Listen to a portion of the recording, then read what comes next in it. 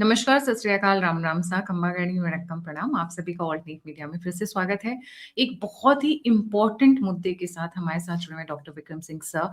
एक नया क्राइम या क्रिमिनल गैंग्स के ऊपर क्रैक डाउन करने के लिए प्रीएम्प्टिव आई वुड से, ये नहीं कि वो पहले कांड कर चुके हो तब पकड़ेंगे, पर हम पहले ही पकड़ लेंगे। कुछ इसी स्टाइल में एक बहुत बड़ी डेवलपमेंट आ रही है शाह जी के ऑफिस की तरफ से, उस पर हम डिस्कस करेंगे। Sir, a very warm welcome on the show.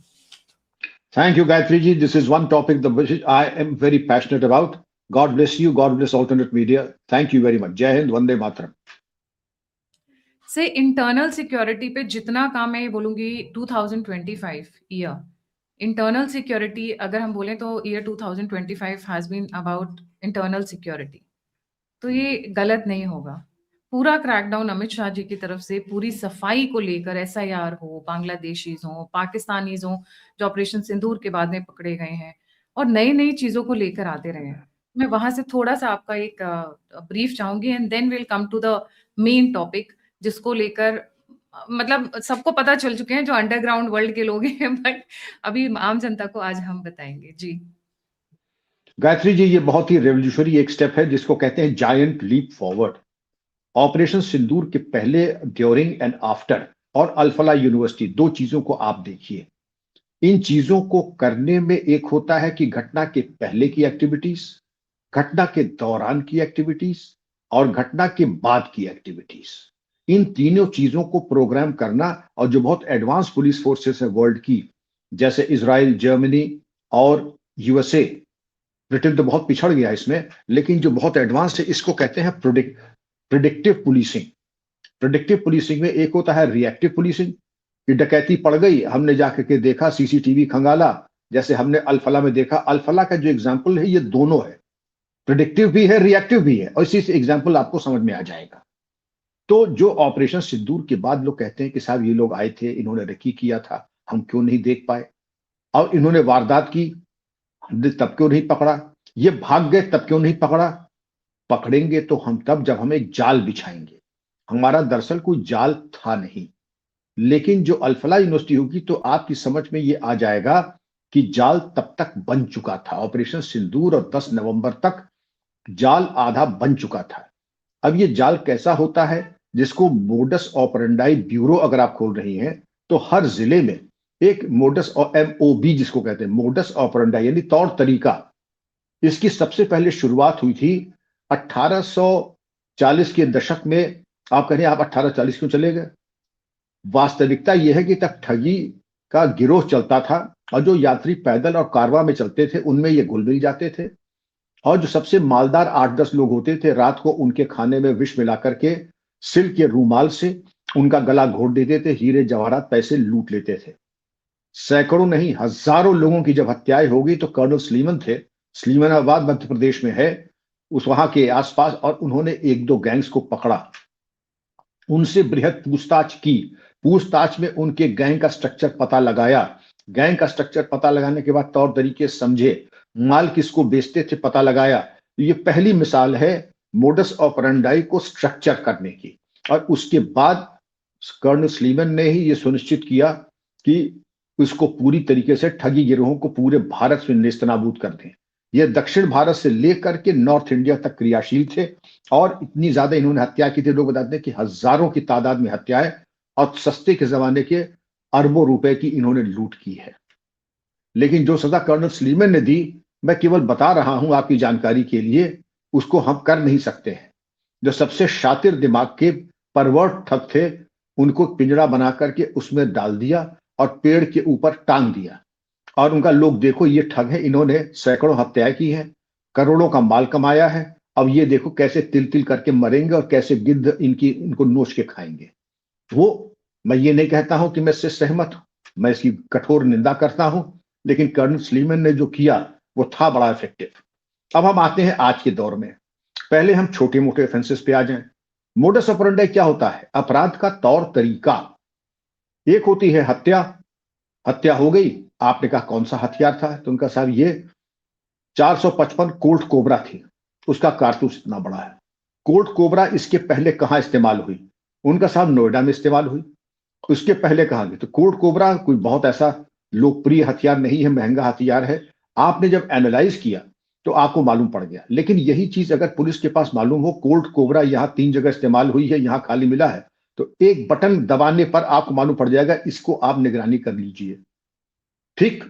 और कोल्ड कोबरा के जितने आपके ग्राहक थे वो आपके सामने आ जाएंगे। रियल एग्जाम्पल बताता हूं, लखनऊ दिन दहाड़े एक मर्डर होता है। मर्डर एक बड़ा विचित्र सा होता है कि जिस आदमी ने हत्या की उसने पहले तो 4 गोली मारी, फिर 10 कदम आगे बढ़ा, फिर लौट करके फिर 2 गोली मारी। तो जो पुराने अफसर थे उन्होंने कहा साहब ये बिल्कुल गुड्डू पहाड़ी हो सकता है, गुड्डू पहाड़ी के अलावा कोई ये हो नहीं सकता, क्योंकि उसका तरीका ही यही था परवर्शन का कि 4 पहले मारता था वाइटल पार्ट पे, फिर 10 कदम आगे बढ़ता था, फिर लौट के फिर आता था, फिर 2 गोली मारता था। तो जिन पुराने अफसर ने कहा गुड्डू पहाड़ी, तो ये एक तरीके का पुराने तौर तरीके का मोडस ऑपरेंडाई की ब्रेन स्टॉर्मिंग होती थी जी, एक पैटर्न। हाँ, लेकिन डॉक्यूमेंटेड नहीं होता था, ये डॉक्यूमेंटेड नहीं होता था। अब जो चीज शाह जी ने कही है वो डॉक्यूमेंट होगी हर चीज। आपको मालूम होगा कि बड़ी एक हमारी अभिनव एक प्रयोग है सीसीटीएनएस।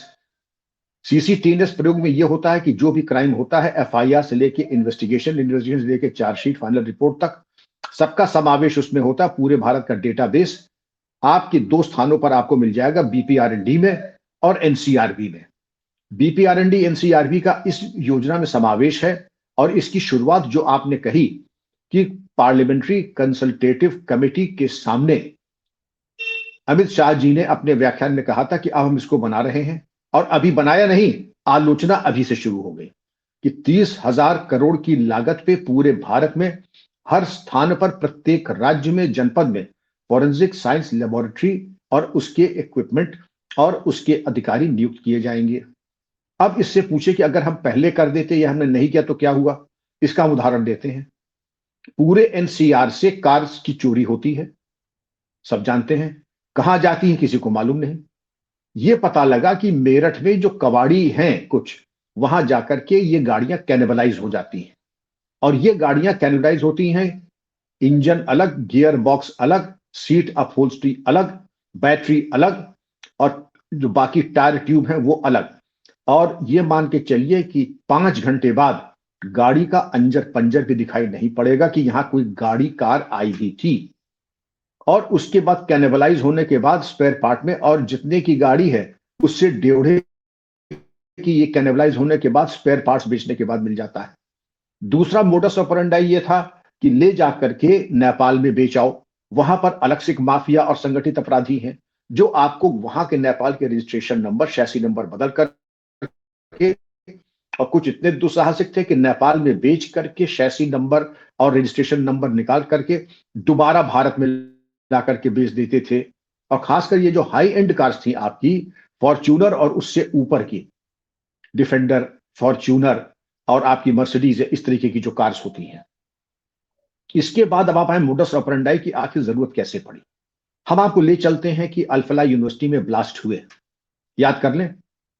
जब ब्लास्ट हुए थे तो वहां पे संदीप, डॉक्टर संदीप जो एसएसपी श्रीनगर थे, उन्होंने देखा कि कोई इसके पोस्टर लगा रहा है जैश ए मोहम्मद के। तो जैश ए मोहम्मद के पोस्टर तो लगते ही रहते हैं, कोई ध्यान देता है कोई नहीं देता है। अब किसी ने पोस्टर लगे, लेकिन वहां पे इंस्पेक्टर राठौर जो कि फिजिकली चैलेंज भी हैं, आंख से कम दिखता है, पूरा अथा करके उन्होंने फोटो को देख करके और आपके फेशियल रिकग्निशन सॉफ्टवेयर के माध्यम से ये पता लगाया कि ये तो भाई ये डॉक्टर साहब हैं, डॉक्टर राठौर नाम था उनका। अब जब पता लगाया फेशियल रिकग्निशन सॉफ्टवेयर से तो कहा भाई कहाँ है पता लगाओ।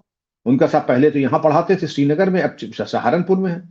जब सहारनपुर में भेजा तो मालूम पड़ा कि वहां पे एक शादी भी कर ली है और लॉकर से एक AK-47 मिली। और फिर जब आधी कुटाई जो कि अब हम लोग की पहले करते थे कि हर थाने में हिंदुस्तान के, तो मैं नहीं कह सकता, हाँ यूपी नॉर्थ इंडिया के हर थाने में आपको मिलता था। एक होता था चमड़े का पट्टा समझावन और दूसरा होता था लट, उसको कहते थे बुझावन। तो ये कहते थे कि समझावन लाइट डिटेक्टर टेस्ट कहते थे, लाइट डिटेक्टर सर आप लोग इस्तेमाल करें, हमारे समझावन बुझावन से 99% नहीं 100% सक्सेस रेट है। लेकिन सक्सेस रेट वहीं तक रहता था जब तक कि वो बयान देता था। बयान देने के बाद जब इलाज हो जाता था, जब हल्दी और कड़वे तेल की मालिश हो जाती थी, दूध पी करके हेमोग्लोबिन नॉर्मल हो जाता, तो कहते साहब हमने कुछ नहीं किया, हम तो समझावन बुझावन के डर से हमने ये कह दिया। और भी तौर तरीके थे जिससे कि बदनाम हुआ विभाग हमारा, वर्दी बदनाम हुई। ये कहते थे कि पुलिस अधिकारी जो हैं आधे कसाई होते हैं, आधे इंसान होते हैं और इस तरीके से अमानवीकृत करते हैं। ठीक है, वो प्रक्रिया बिल्कुल गलत थी, मानवाधिकार के हनन होते थे, बड़ी शिकायतें आती थी, पुलिस और विवेचना दोनों की विश्वसनीयता खराब हो जाती थी। यहां तक कि उत्तर प्रदेश में जस्टिस एएन मुल्ला का बड़ा प्रसिद्ध एक जजमेंट आया था, जहां तक उन्होंने कहा था इस चीज को लेकर के कि यूपी पुलिस विश्व की सबसे बड़ी गुंडों का समूह है। उत्तर प्रदेश पुलिस विश्व की सबसे बड़े गुंडों का समूह है। खैर बाद में अपील की गई, वो विलुप्त की गई, वो जजमेंट रिकॉल हुआ। लेकिन ये आदमी करता क्यों है? जब आपके पास सूचना नहीं है, मोडस ऑपरेंडाई नहीं है, डेटाबेस नहीं है, तो फिर आप शॉर्टकट लेते हैं। सबसे पहला शॉर्टकट यही होता है, मारकूट और third degree. STF UP police में बनी है, वो साइंटिफिक एड्स टू इन्वेस्टिगेशन करती है, एक भी मानवाधिकार हनन का कोई केस नहीं आया और रिजल्ट ट्रायल का 99%। यूपी पुलिस में सब कुछ होने के बाद क्योंकि शॉर्टकट लेते हैं या किसी भी पुलिस बल का, रिजल्ट 30% भी नहीं रहता है। अब हम आते हैं जो मेन मुद्दा है कि आखिर आप इसमें करेंगे क्या। इसमें आपके तमाम जो बायोमेट्रिक्स है वो स्टोर होंगे, जो चोरी के तौर तरीके हैं वो होंगे। अब बॉम्ब ब्लास्ट का भी लेने सुना, 1999 के बाद जितने बॉम्ब ब्लास्ट हुए हैं, आपने आरडीएक्स इस्तेमाल किया, जिलेटिन इस्तेमाल किया, आईईडी में सर्किट कौन सा इस्तेमाल किया, घड़ी और इसका इस्तेमाल किया। तो जो मेन टूल्स हैं आपके जिनका आप इस्तेमाल करेंगे, वो है एक तो एआई की सारी चीजें लेकर के प्रिडिक्टिव एबिलिटी आप बढ़ा देंगे। मैं एग्जांपल दूंगा। और मशीन लर्निंग, मशीन लर्निंग के साथ साथ आप ये फ्यूचरिस्टिक टेक्नोलॉजीज डाल करके, जैसे हम फेक ईमेल आईडी जनरेट करते हैं डीप डार्क वेब में जाकर के, हमने पासवर्ड हैकिंग कर ली है, हमने पासवर्ड के तौर तरीके निकाल लिए, हमने बैंक में स्पूफिंग एप्स के जरिए हमने कोई और फ्रॉड किया। ये सारी चीजें अब डेटा में जाती रहेंगी 24/7, 24/7। इसीलिए इसकी आलोचना कुछ लोग कर रहे हैं कि अगर बॉम्ब ब्लास्ट की आपने, जिसको कहते हैं पुलिस की भाषा में, आंत में हाथ डाल करके सारी इंफॉर्मेशन निकाल ली, तो हम आगे बॉम्ब ब्लास्ट करेंगे कैसे? हम आगे धोखाधड़ी करेंगे कैसे? आपने तो रोजी रोटी ही खराब कर दी, बोहनी खराब कर दी आपने। अब इसके आगे आप देखिए अल-फलाह में क्या हुआ। मैं डॉक्टर हूं, मुझे खाद खरीदने का कोई औचित्य नहीं है और मैं खाद ऐसी खरीद रहा हूं जैसे मालूम पड़ा कि मुझसे बड़ा हिंदुस्तान में कोई जमींदार नहीं है। लेकिन खाद का जो हिसाब किताब था वो किसी और ने रखा। जो डॉक्टर साहब ने AK-47 के बारे में सुराग रसी पता की, उसका डेटा कहीं और रखा। और ये एक तरीके से जो हमने एमोनियम नाइट्रेट खरीदा और हमने अल-फलाह में जा करके एक मकान किराए पे लिया और अपने आइडेंटिटी पेपर्स नहीं दिए, ये कहीं और भी नहीं मिला। लेकिन अगर कोई ऐसा तरीका हो कि अगर मुझे खाद खरीदनी है तो मेरे पास जमीन बिल्कुल नहीं है या 1 एकड़ है और मैं खरीद रहा हूं 100 एकड़ के हिसाब से, तो ये एक रेड फ्लैग आ जाना चाहिए। मैं डॉक्टर हूं, लेकिन मैं खरीद रहा हूं एमोनियम नाइट्रेट और बाकी केमिकल्स और सर्किटरी, ये दूसरी चीज आनी चाहिए थी।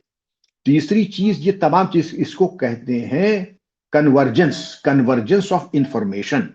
ये तमाम चीजें जब आती हैं तो एक आपका रिपोर्ट कार्ड बन जाएगा कि ये हजरत हैं तो डॉक्टर खरीद रहे हैं एमोनियम नाइट्रेट, ये हजरत हैं डॉक्टर एमोनियम नाइट्रेट ही नहीं खरीद रहे हैं, इन्होंने 50 सिम कार्ड भी लिए हैं। रिपोर्ट कार्ड में एक नंबर और चढ़ गया। फिर ये डॉक्टर साहब हैं, ये इनके किसी दोस्त अहबाब ने जिनका कि इनके कनेक्शन है, ये बहुत ज्यादा आपत्तिजनक डॉक्टर जाकिर नाइक वगैरह की तकरीरें बहुत सुनते हैं। आप ये मान के चलिए कि एक आदमी क्या सोचता है शायद ये ना आए, लेकिन क्या करता है, कितनी बार खांसा है, छींका है, शायद कदाचित इन सबका समावेश कालांतर में होगा, अभी तो नहीं लेकिन हो जाएगा। तो इसको जो कोहेशन ऑफ एविडेंस कहते हैं आप, बॉम्ब ब्लास्ट में हम बाद में आएंगे कि अगर एक मैंने मिसाल दी अल-फलाह वाली कि एक ने खरीदा जिसका कोई औचित्य नहीं है, ये एमोनियम नाइट्रेट खरीदने का, फास्फोरस खरीदने का और इस तरीके का फर्टिलाइजर्स जिससे कि आप एक्सप्लोजिव बना सकती हैं, ये जेलेटिन स्टिक्स के बारे में प्राप्त करें, या सजा याफ्ताओं से हमारा संपर्क हो, या आपत्तिजनक राष्ट्र विरोधी तत्वों से मेरा संपर्क हो, तो ये सब चीजें। और अभी क्या है, अल-फलाह यूनिवर्सिटी केवल फरीदाबाद, बहुत हुआ फरीदाबाद तो श्रीनगर, और किसी को नहीं मालूम है। लेकिन यही सारा डेटा जब एक सेंट्रल जगह पे आ जाएगा तो और लोग भी डेटा देंगे और लोगों को डेटा उपलब्ध कराया जाएगा। और जरा सी एक शिकायत के ऊपर जो भी संभावनाएं हैं वो तुरंत at the click of a button investigating agencies को मिल जाएगा। ये एक जनरेशन की छलांग नहीं है, ये कई जनरेशन आगे की छलांग है। और जो चरमपंथी हैं, जो बम बनाते हैं, अब बम बनाने के कई तरीके होते हैं। बम बनाने वालों को ये कहते हैं गायत्री जी की इस बॉम्ब की पेडिग्री क्या होती है? एक पेडिग्री होती है कश्मीर की, एक पेडिग्री होती है इंडियन मुजाहिदीन की, एक पेडिग्री होती है आपकी पीएफआई की, एक पेडिग्री होती है अलकायदा की। तो इन तमाम पेडिग्रीज का जब समावेश हो जाएगा और उसी पेडिग्री के इंग्रेडिएंट्स आ रहे हैं, तो इन्वेस्टिगेटिंग एजेंसी संभावनाओं पर विचार कर सकती है। कैसे? Emails, communication, travel indicators. अब आप कह रहे हैं कि ये सब चीजें पब्लिक डोमेन में है, ऐसी कोई चीज मैं नहीं बता रहा हूं पब्लिक डोमेन नहीं है। और जो पब्लिक डोमेन में नहीं है, मैं उसकी चर्चा भी नहीं करूंगा, जिससे कि पर्चा आउट हो जाए, क्योंकि आपका चैनल सिर्फ सामान्य जनता में लोकप्रिय नहीं है, चरमपंथी भी खूब देखते हैं, मुझे मालूम है इस चीज को। और जिनको ज्यादा शौक है वो जरा देख लें साइलेंस ऑफ द लैम्स, एक बड़ी प्रसिद्ध हॉलीवुड मूवी। और आप चाहें तो अगर अलाउड हो तो यूट्यूब का टिकर लगा दीजिएगा प्रेडिक्टिव पुलिसिंग के ऊपर, और हिट रही है, उसको कई अवार्ड भी मिले हैं। और जो इसमें रुचि है प्रेडिक्टिव पुलिसिंग में कि कैसे एक साइकोपैथ किलर को मोडस ऑपरेंडाई से अप्रहेंड किया गया, तो इस चीज को आप देख लीजिए। और बाकी इस चीज में होता है, मैंने बॉम्ब की पेडिग्री आपको बताई, बॉम्ब के इंग्रेडिएंट्स के आधार पर बताया, मर्डर और बॉडी प्रॉपर्टी ऑफेंसेस, जैसा है कि एक रेप कम मर्डर। अब रेड लाइट एरिया में एक महिला का बलात्कार हुआ और उसके बॉडी के 10 टुकड़े कर दिए गए, ठीक। ये मान लीजिए आपका दिल्ली में हुआ। ऐसा ही एक मर्डर प्रयागराज में हुआ, मैं रियल लाइफ बता रहा हूं, जगह नाम मैं बदल दूंगा मैं। ऐसा ही फिर मेरठ में हुआ। अब ये कुछ सामान्य नहीं है कि रेड लाइट एरिया में हो, रेप भी हो और बॉडी के 10 से ज्यादा टुकड़े भी कर दिए जाएं। तो अगर आप वहां के सीसीटीवी को आप देखें, तो आप ये देखिएगा कि movement of person and personal, आप देखिएगा कि जो विक्टिम है उसका एक एज प्रोफाइल और एक बॉडी टाइप होगा, उसका एक ड्रेस सेंस होगा। जब तीनों चारों चीजें मैच कर रही हैं और आप पुराने रिकॉर्ड आप देखें, तो पुराने रिकॉर्ड से आपको मालूम पड़ जाएगा कि मोलेस्टेशन में, ईव टीजिंग में या पुरानी छेड़खानी के मामलों में कुछ ऐसे 100-200 लोगों के नाम आएंगे। अब इन 100-200 लोगों के नाम अगर आपके पास निकल आए और ट्रैवल डिटेल में आप मेरठ, इलाहाबाद, प्रयागराज यानी कि दिल्ली और तमाम जिलों पे जहां इस प्रकार का जघन्य हत्याकांड हुआ है, आप हर चीज एनालाइज करें तो आपको मिल जाएगा। लेकिन अभी हम करेंगे तो हमें लगेंगे 3-4 दिन, और हो सकता है कुछ कभी सॉल्व ना हो।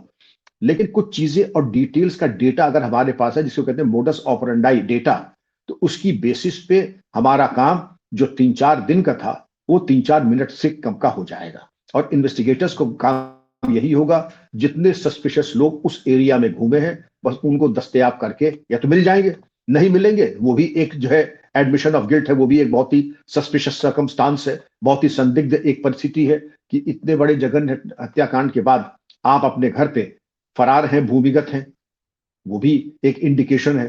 तो ये एक बहुत बड़ी सक्सेस है, आपको न सिर्फ सामान्य क्राइम के अनावरण में मदद करेगी, आपकी कन्विक्शन रेट को बढ़ाएगी, और आपके जो बॉम्ब बनाने वाले हैं ना, क्योंकि मैंने बताया किसी भी क्राइम को करने के पहले उसकी प्रिपरेशन होती है, एक्सिक्यूशन होता है। आप ऑपरेशन सिंदूर पे ही आ जाइए, जाहिर है कि उन्होंने रकी किया होगा, जाहिर है उनके कुछ मददगार रहे होंगे, जाहिर है कि उनकी कुछ क्रिमिनल हिस्ट्री रही होगी, और जाहिर है कि उन्होंने परपिट्रेट जब किया होगा तो कौन से हथियार इस्तेमाल किए, और उसके बाद जब भागे होंगे तो कहां से भागे होंगे। तो जो फील्ड एविडेंस है उसके आधार पर जो सूचना आपको मिलती है, उस सूचना के आधार पर गायत्री जी आपके पास जो डेटा बेस है, और उसमें 2 टूल्स आप लगा लीजिए, एआई और मशीन लर्निंग।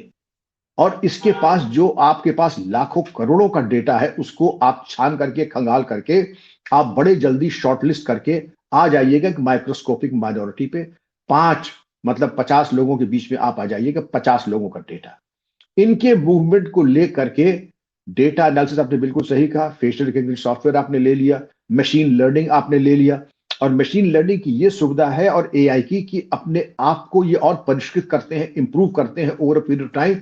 और ये प्रेडिक्टिव पुलिसिंग में ये आपको सारे परम्यूटेशन कॉम्बिनेशन के आधार पर गाइड करते हैं एक तरीके से, कि जो काम एक थिंक टैंक 50 साल में नहीं कर सकता वो खुशी है कि जो इंटरनेशनल बेस्ट प्रैक्टिस है उसका समावेश आज भारत कर रहा है। तो गृह मंत्री जी को, भारत सरकार को बहुत बहुत बधाई। अब आपको दिक्कत क्या मिल रही है? एक दिक्कत होगी, एक दिक्कत आप क्या समझती हैं कि सब लोग आपको सूचना दे देंगे? क्या पश्चिम बंगाल से या तमिलनाडु से सूचना से आपको सब बड़ी आसानी से मिल जाएंगी? हो सकता है कि मिल जाए तो बहुत अच्छी बात है, ना मिल जाए अगर मैंडेटरी कर दें, लेकिन एआई और मशीन लर्निंग के पास अपने तौर तरीके हैं इंफॉर्मेशन एलिसिट करने के, इसलिए कोई ना समझे कि भागने के रास्ते हैं, किसी के भागने के रास्ते नहीं। जी गायत्री जी, आप कुछ पूछ रही थी। सर, आपने एक बड़ी इंटरेस्टिंग बात कही कि हर टेररिस्ट ग्रुप या हर माफिया या हर गैंग का, क्रिमिनल गैंग का एक पर्टिकुलर एक्शन का तरीका होता है। जैसे आपने बॉम्ब बनाने की बात की, तो क्या इन सबके बॉम्ब बनाने के तरीके भी अलग होते हैं और इनका जो वेपन्स या हथियार्स होते हैं या क्राइम करने का जो पैटर्न होता है, वो सब अलग होता है? मतलब फुटप्रिंट्स होते हैं बेसिकली अलग-अलग स्टाइल में? दोनों फुटप्रिंट अलग होते हैं, डिजिटल फुटप्रिंट्स और फिजिकल फुटप्रिंट्स। डिजिटल फुटप्रिंट्स भी जो है वो बिल्कुल डिस्टिंक्टिव होते हैं, लेकिन वही देखिए, जब आपने डिजिटल फुटप्रिंट्स मैच कर लिया और आपने फिजिकल फुटप्रिंट्स, मैंने बॉम्ब्स की पेडिग्री आपको बताई, आपने देखा कि पहले बॉल बेयरिंग वगैरह बहुत पड़ती थी, कांटे छर्रे बहुत पड़ते थे। अब तो कांटे छर्रे पड़ते नहीं, जो भी बॉम्ब ब्लास्ट हुए हैं वो केमिकल एक्सप्लोजन हुए हैं। यहाँ पर कि जैसे केमिकल आपने इस्तेमाल किया, अहमदाबाद में एटीएस ने पकड़ा 3 लोगों के पास से राइसिन, RICIN एक केमिकल, जिसे वहां पॉइजन करने के चक्कर में थे। या जो ISI नेशनल, जिसने महाकाल में अपने को बंद करके घुसा और जाकर के बॉर्डर से ड्रोन से एक पॉइजन आया, अपने रुद्राक्ष में रखा, और एक लड़की ने जो IB की थी उसको ट्रेस करके उसको अप्रहेंड किया, पकड़ा, तो वो पॉइजन डिटेक्ट हुआ। तो ये तमाम चीजें ऐसी हैं जो कि आपके पास अगर डेटाबेस हो, आखिर आपने महाकाल क्यों चुना? अब महाकाल चुना तो वहां को आपने सुविधा किसने दी? आपका सपोर्ट सिस्टम क्या था? आप फिर वहां पर अटारी बॉर्डर के 10 किलोमीटर में कैसे पहुंच गए? आपने एक लेबरर के यहाँ नौकरी कैसे की? वहां पर ड्रोन ने आपको कैसे एक्सेस किया? ये सब तमाम चीजें ऐसी हैं गायत्री जी। और पेडिग्री बॉम्ब ये जम्मू कश्मीर की पेडिग्री का ये एक्सप्लोजन है, ये इंडियन मुजाहिदीन की पेडिग्री का है, ये मतलब LTTE उनका की पेडिग्री डिस्टिंक्टिव का होता है। है। जैसे अभी आपने सर बताया कि कुछ लोग शायद छर्रे और वो अभी भी इस्तेमाल करते हैं, कुछ लोग केमिकल्स इस्तेमाल करते छर्रे, हैं।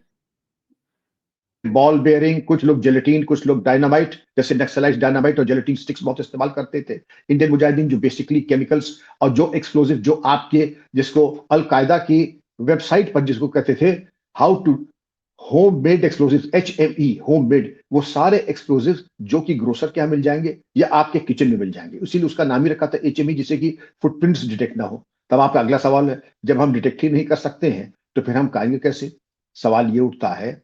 हर चीज के तौर तरीके हैं, और अब मैं इस बात को आगे नहीं बढ़ाऊंगा। वो तौर तरीके क्या हैं, वो जो दुस्साहस करेगा जब उसकी धुलाई होगी तो अपने आप मालूम पड़ जाएगा कैसे पकड़े जाते हैं। और सर फ्लैगिंग भी तो हो सकती है ना? जैसे अभी आपने बताया कि एक ही बंदा है, वो अपने 4 सिम कार्ड ले रहा है, 4 अलग-अलग आईडीज़ बना रहा है। इस तरीके की जब प्रोफाइलिंग होती है तो मतलब इनके क्राइम करने के चांसेस ज़्यादा हैं, तभी ये इतने सारे आईडीज़ क्रिएट कर रहे हैं, इतने सारे सिम कार्ड्स ले रहे हैं। प्रिडिक्टिव हो आपने जाता है सही फिर। कहा है, पूरी तरह से प्रिडिक्टिव है, और ये इतनी साइंटिफिक है। जैसे जो चरमपंथी थे, इन लोगों ने जो अल्फलाम इस्तेमाल किए थे, 2 रखते थे मोबाइल फोन, एक रखते थे गोस्ट सिम कार्ड और एक रखते थे regular SIM card. Regular SIM card तो यह है कि भाई आपने सिर्फ एकेडमिक बातें करना, परिवार से बात करना। और जो गोस्ट सिम कार्ड होता था, उसका भी IMEI नंबर मोबाइल फोन अलग होता था, और उससे वो वही बात करते थे जो इंक्रिमिनेटिंग होती थी, बम बनाने की चरमपंथियों की बातें। तो ये सब चीजें आपने बिल्कुल सही कहा, बस कॉम्प्लीमेंट यू, आपने बड़े ध्यान से मेरी बात सुनी, क्योंकि मैं कई जगह प्रश्न में जाता हूं, लोगों की बात सर से ऊपर निकल जाती है क्योंकि बातों का ध्यान नहीं देते इंस्ट्रक्टर का। आपने बड़े ध्यान से सुना, ये सब चीजें फ्लैग होती हैं, फिर एक रिजल्ट कार्ड बनता है। रिजल्ट कार्ड में जिस वक्त थ्रेशोल्ड 50% से ऊपर आ जाता है, चाहे 2 सिम कार्ड है, परचेज ऑफ केमिकल्स है, अनयूजुअल मूवमेंट है, या आपकी क्रिमिनल हिस्ट्री है, या एसोसिएशन विद अनडिजायरेबल्स है, वो तमाम चीजें आपकी इस तरीके की होती हैं जिससे कि आपने कहा कि रेड फ्लैग तैयार हो गया है और कार्रवाई होनी चाहिए। सर एक लास्ट, ये जो मोडस ऑपरेंडी ब्यूरो, वैसे नाम बड़ा इंटरेस्टिंग रखा है, मोडस ऑपरेंडी ब्यूरो।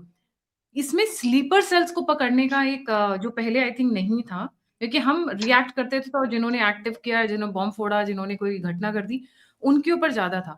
अब मुझे ऐसा लगता है जो भारत में स्लीपर सेल्स फैले हुए हैं, ये बेसिकली उनको ज़्यादा उनके ऊपर ज्यादा अटैक करता है। मतलब ऑब्वियसली एक्टिव वालों के ऊपर तो करते ही है, बट स्लीपर्स को भी एकदम रेडार में ले आता है पूरे। क्यों नहीं, स्लीपर ही क्यों, एक एक पाई पाई जो बैंक में आई है उसको आइडेंटिफाई करके पूछना। स्लीपर सेल जो मददगार है, फिर आपकी दोनों चीजें एक साथ चलती हैं। आपका जो फिजिकल इलेक्ट्रॉनिक और आपका आईटी रिलेटेड है, फिर उसके बाद फिजिकल रिसर्च, उसके बाद तो सेवा तब शुरू होगी जब एमआरआई सीटी स्कैन होगा आपका, जब light detector test polygraph test होगा, जब फिजिकल पूछा जाएगा, जब साइकोलॉजिकल आपका टेस्ट होगा, जब आपके कायदे से जो इंटरोगेशन जिसके लिए पुलिस ख्यात और बदनाम है, जब उसका थोड़ा सा नमूना पेश किया जाएगा, तो बड़े बड़े चरमपंथियों को पतलून गंदी करते हुए मैंने खुद देखा है। इससे कोई गलतफहमी ना पाले।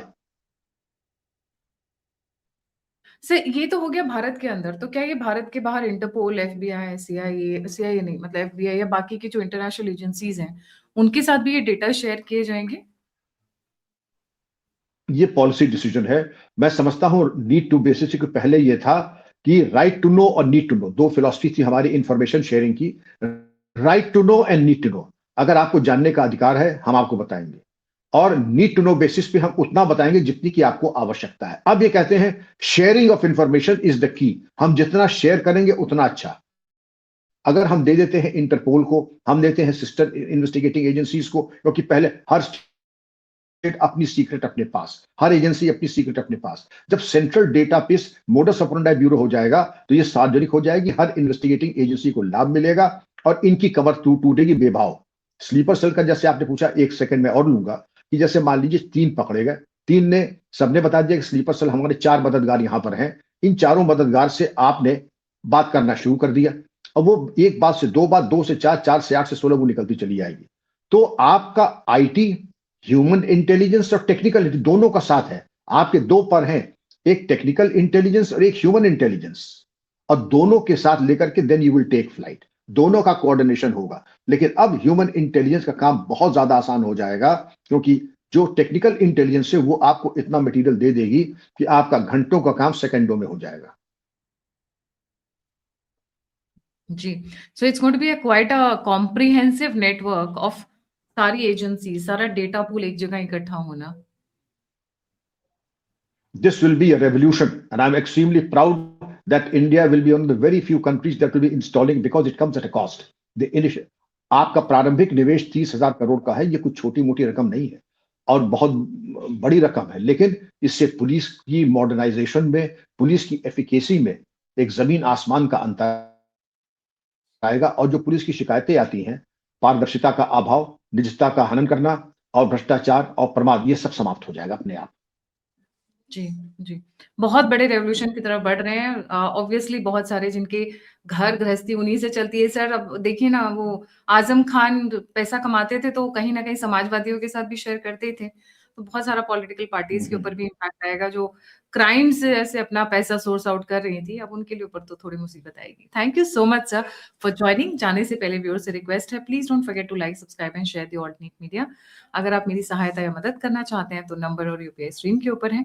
आप मुझे फीडबैक देना चाहते हैं, मुझसे जुड़ना चाहते हैं तो सभी लिंक्स डिस्क्रिप्शन बॉक्स में। इसी के साथ जय हिंद, जय श्री राम, हर हर महादेव। जय हिंद, जय श्री राम। Thank you.